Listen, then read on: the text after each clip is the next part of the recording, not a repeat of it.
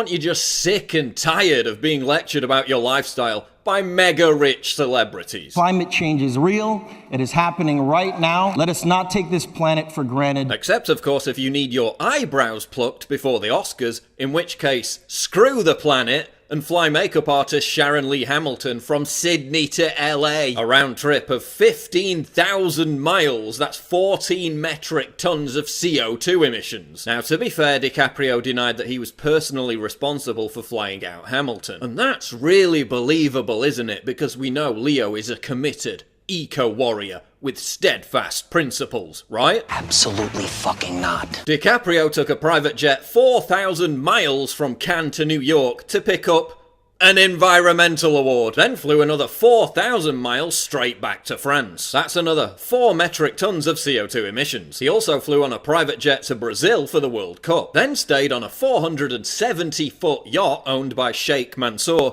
whose 30 billion plus wealth primarily comes from oil. By the way, that yacht uses fuel equal to 83 American households' annual worth of CO2 emissions. Then just 3 months later, DiCaprio was in New York for the People's Climate March, alongside protesters who held signs that said, "Keep the oil in the ground." It is the most urgent threat facing our entire species. Yeah, it's such an urgent threat that DiCaprio took 6 round-trip private jet flights in just 6 weeks between April and May 2014. He also took a private jet from LA to Las Vegas and stayed in Vegas for just 8 hours to attend a party before flying all the way back again. In 2015, as the hottest year in recorded history. Leo was so worried about global warming that just months after that speech, he flew his celebrity friends 6,000 miles from LA to Saint-Tropez, so they could listen to his speech on, you guessed it, global warming. But Leo has to travel. If he didn't take all these private jets everywhere, how could he possibly warn the world about the deadly danger of climate change? Surely he's compensating for it in other areas. Surely he's compensating for his movie The Beach, which was accomplished as a result of a precious ecosystem in Thailand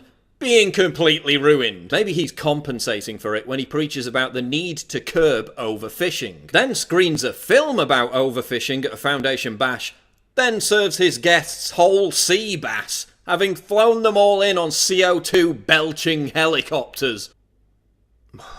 But to be fair to Leo, he's only following the example set down by Bono, who rails against climate change, yet spent $1,500 to fly a hat he'd forgotten from England all the way to Italy. Or the example set by Al Gore. It is half man, half bear, and half pig, whose electricity usage in one property alone was 20 times the national average, who lectures everyone about a catastrophic rise in sea levels, then buys an oceanside villa. Leo, you're a great actor, but you're a terrible virtue signaller. And when it comes to being environmentally friendly, you're a very naughty boy. You're literally the worst possible ambassador for this imaginable. You say fossil fuels should be taxed out of existence, but if this happened, your lifestyle would cease to exist. Please, Leonardo DiCaprio. You need to shut the fuck up!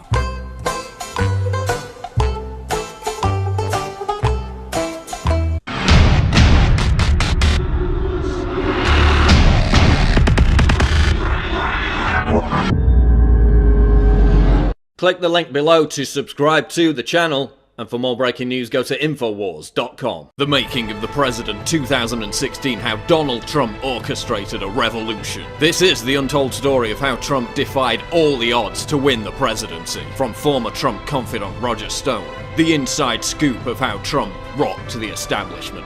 Get your signed copy of The Making of the President right now at InfoWarsStore.com.